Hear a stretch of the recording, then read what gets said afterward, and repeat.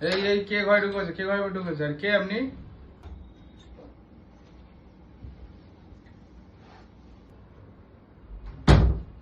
মুখটা কেমন চেনা চেনা লাগছে।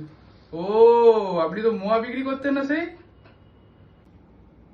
আরে আমি তো স্যার রে, পড়তে বস, চল তাড়াতাড়ি। কি কি বলছেন আপনি? আরেকবার বলুন। চল চল পড়তে বস জলদি। এই তো স্যার এক্সাম শেষ হলো, আপনি চলে এলেন স্যার। মিনিমাম তো স্যার 1.5 থেকে 2 বছর ছুটি দেওয়া উচিত আপনার। তোর দ্বারা আর পড়াশোনাই হবে না, কাল থেকে আমি আর তোকে পড়াবো না। স্যার আপনি তো রোজ আসেন, পড়ানি না, খালি চা খান আর চলে যান।